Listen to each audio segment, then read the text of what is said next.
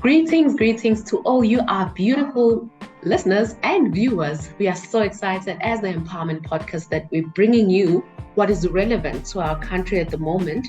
It is the 16 days of GBV, and we're talking to our psychologist because last week you heard our interview with Tenjiwe, who was speaking about her story and her journey. So today we thought, let us call a person that is the other side that can help us deal with such things. So with me today, I've got Mzamo Zondi. Mzamo, welcome back to the Empowerment Podcast. No, that is not your first time. Your episode is being listened again since you came when it was mental health. So I know that you are good on mental health. Can you please just briefly greet our viewers and our listeners? They say good day because they might be watching in the morning, evening, all right. So good day, viewers and listeners. I'm happy to be back in Gorai. So good day, viewers and listeners. I'm happy to be back again in this very powerful podcast. Yes, thank you.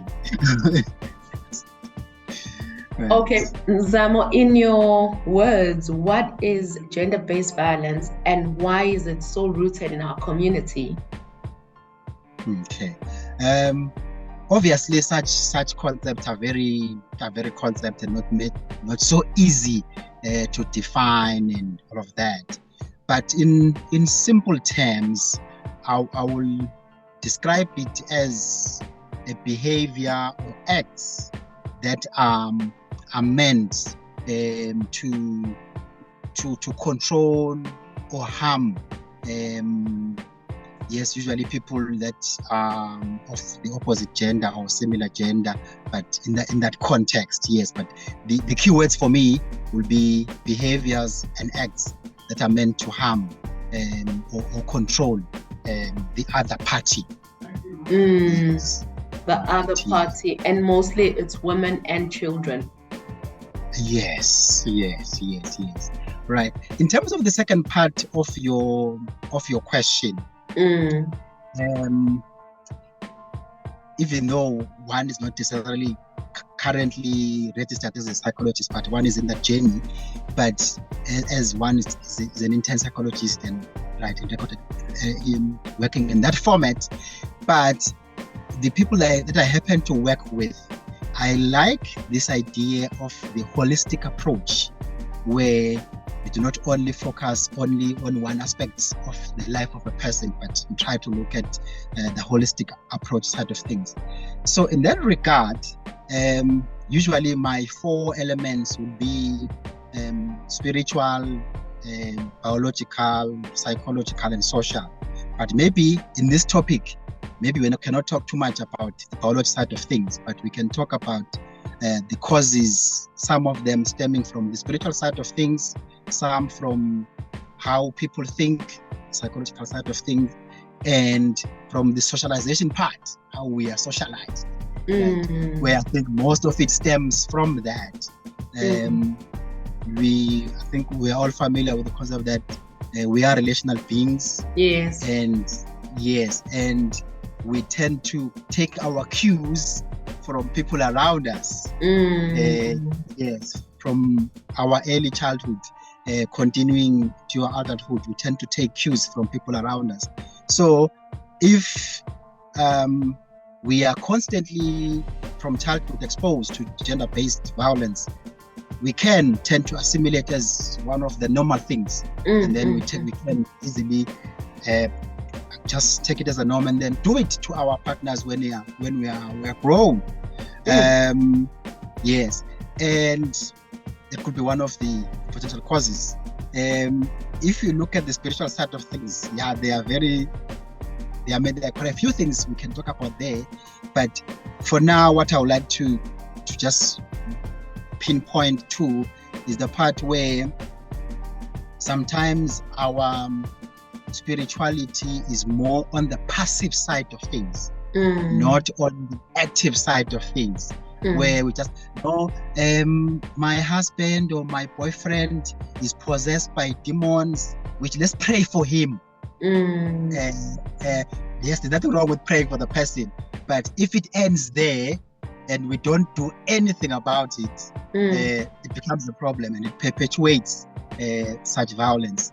And many other beliefs, cultural beliefs, linking to religion and other things where, yes, the concepts like a man has to be masculine and aggressive and tough. Yeah, that's a picture of a man. And if you are a man who is empathic and soft and gentle, no, there's something wrong with your masculinity. You must do something to try and correct you. So such beliefs, such thoughts, I see them as most causes to gender-based violence and as factors that are perpetuating it as it continues to be a problem for our community. Let me stop there for now.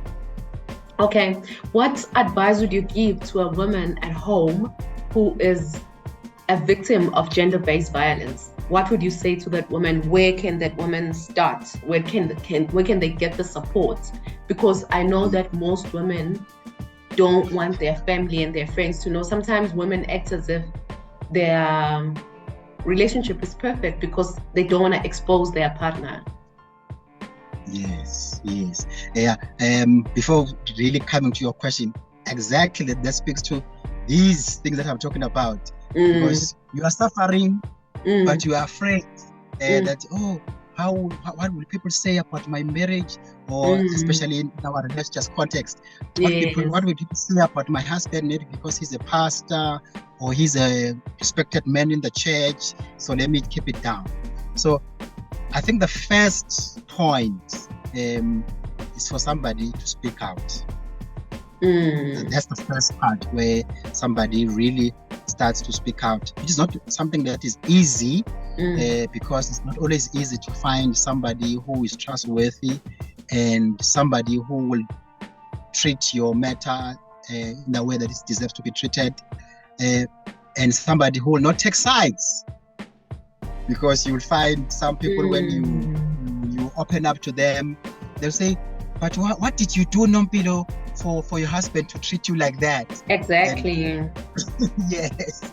So it's not always easy, but we encourage people to try and find objective people who will not take sides, people who will listen to you, and then take the matter forward. But beyond those people around us that we trust, yes, we have professionals like social workers. Yes, again, in our spiritual context, we have some pastors that are trustworthy that we can talk to. But if you talk to them and they just, oh no, let's pray, no, move on, find somebody else who will say, let's act on it. Find somebody else who will say, let's act on it. Right. Beyond those people around you that you can trust, but there are organizations out there that are specifically focusing on such issues. Maybe let me just name a few for our viewers and listeners. In SA, we have a national GBV helpline.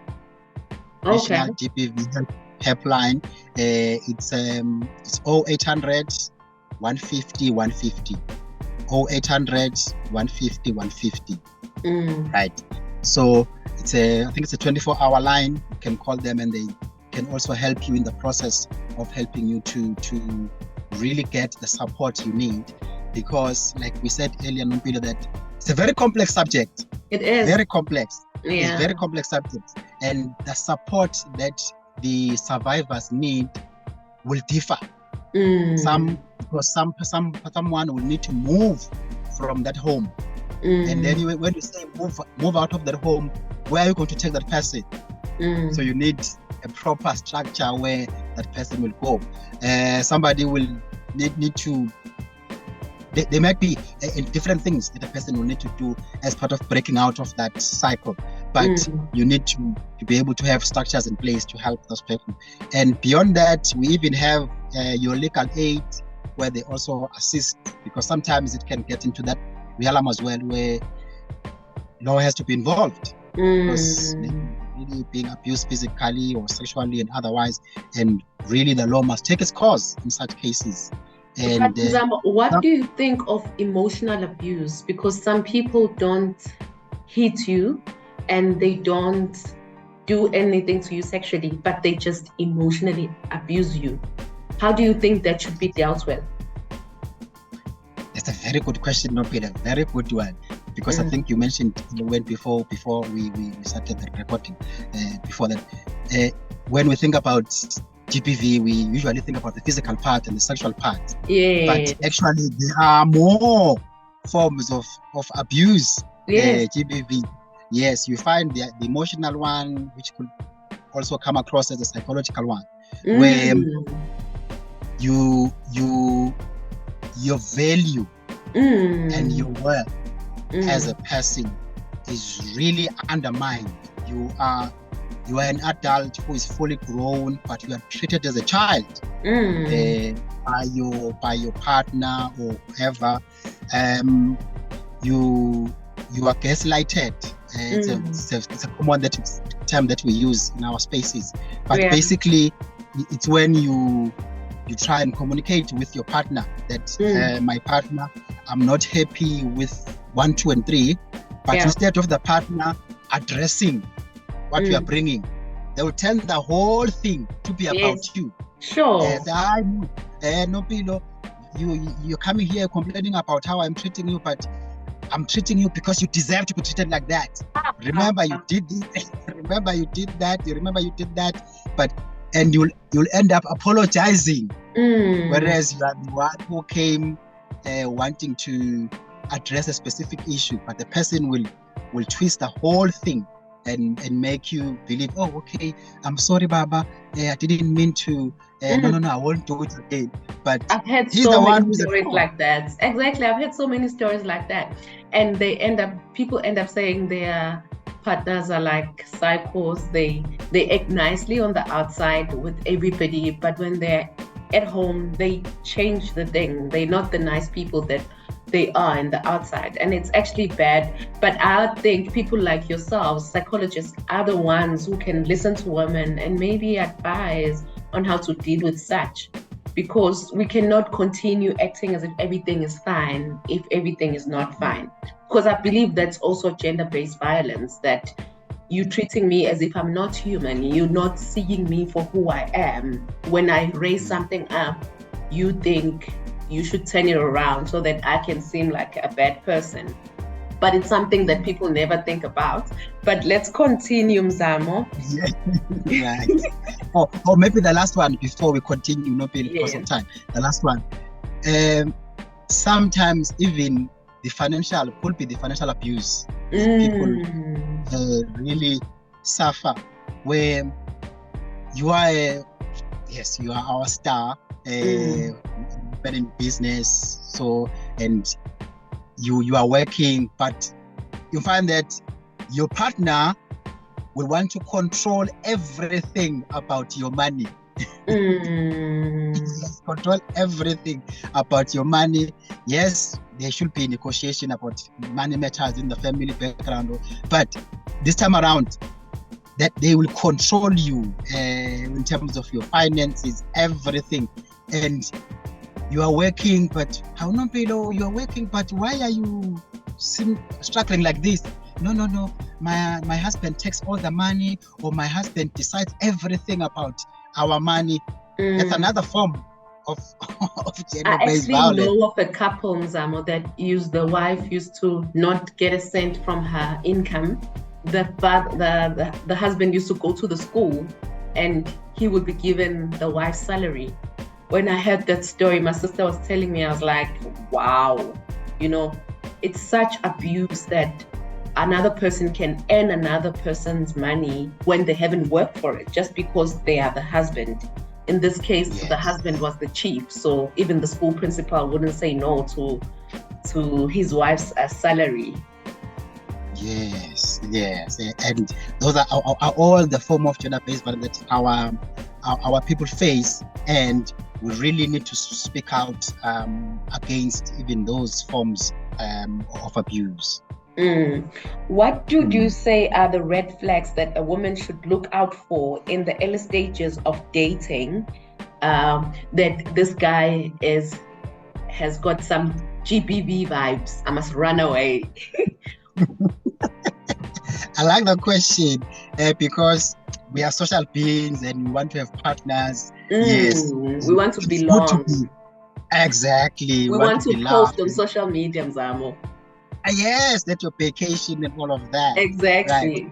Right. Yes, but usually the first initial steps that you will notice, the person will come across as a person who is very attentive. A person who's very attentive, a person who wants to know where you are, what you are doing, who you are with, and the person say, no, I'm asking because I love you. And you'll actually believe it, I'm sure. Yes, I'm doing this because I care about you. Your safety is important to me. Yes. And if you happen to do something or go somewhere without informing the person, you are in for it. Exactly. You are in for it. Those constant checkups, yes, controlling you, where you go, what you do, and this excessive jealousy. No, Nompilo, you can't be talking with men. Remember, you are a married woman. You are my wife.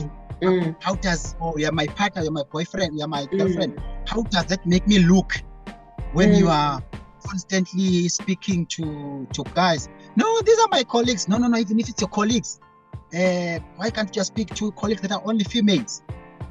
Those excessive jealousy. And again, I'm saying this because I love you. You are my woman. And the normal one is this issue of temper, like I said earlier. If you happen to step out of these confines that he has created for you, he will really be angry with you. Those are normal good signs. I'm in trouble. I must really move away. And maybe another one before I forget, where they try to limit your world, limit your friends, limit your contact with your family, and try to make you belong to them and only them. Be careful. Yes. Be careful. And another one that I can think of is they direct you in terms of what to wear. Like, no, that's too tight. You don't look nice. The people are going to look at you if you're wearing like this and like that. And yes, that's really abnormal. But now we want to be the solution. So how can we raise a generation of young boys? I'm a mom of boys, so I'm always looking for solutions of how boys can be better, how a future generation can be better at respecting women, at respecting and actually not doing what the other males are actually doing. What do you think can be the solution that we can do as parents so that kids don't get to do that in the future? Yes, that's a very, very important question. Maybe my response will be in twofold. The first one will be kids, they are very good at mimicking behavior. Behavior that they see in their environment, how their parents relate to one another. Yes, I understand that because of different issues, yes, maybe some of us may not be raising our children together with our spouses. But those who are fortunate enough to be in that space where they are raising their children with their spouses, I would really urge them to try and model a relationship before they are boys, where the father is treating the mother like a queen, and all of that. And then they see this beautiful thing where they see their father loving their mother and treating their mother like a queen, not just speaking to her like anyhow and not doing anything that it might be termed or deemed harmful towards the mother. Right, that's the first part. the modeling part by the parents and the caregivers who will be in the presence of the child, right? Number two, our language, the language we use with our children, it should be a language that is balanced. The language that is balanced, that is not biased or skewed, where we treat them differently. I have a son. A son has the right to be aggressive. A son has the right to be all these, toxic masculinity traits. And my girl, I'm treating her like a princess, and I want her to be like a princess. But striking that balance that yes, you are a young man. Yes, you are strong. Yes, I want you to be a protector of your sisters or younger brothers, but do with empathy. Don't be rough, man. It's okay to be gentle, and from time to time, it's okay for you as a boy to express your emotions. If you need to cry. Definitely. That's yes, very important. you are not a sissy. You are not a sissy for expressing your emotions. It's okay to express your emotions, but really trying to balance those cultural values and even sometimes religious values where it's okay for a man to be just strong, aggressive, and all of that. And if a man has a sensitive side, no, there's nothing to question his sexuality or anything like that. But trying to just bring that balance. Yes. Oh wow, Mzamo, we thank you so much for those wise advices that you shared with us today. I'll ask our viewers and our listeners to actually just give us more and more questions for you, because I know that you are someone that always wants to help out, and you don't want men to keep quiet. They must cry if they need to, and they must learn, and they must empower themselves and not do bad unto women. So thank you so much for being part of our show today. Have a Merry Christmas with your family and a Happy New Year to you. Thank you for your contribution to the Empowerment Podcast. Thank you so much, and good night. It was good day when we started, now it's good night. Okay, to our listeners, to our listeners, have a Merry Christmas and a Happy New Year. It's been lovely interacting with you. Continue to follow us on all our social media platforms and like our content and share it with our friends. From me, the Powerhouse, bye. See you in the new year. Surround yourself with people who are only going to lift you higher.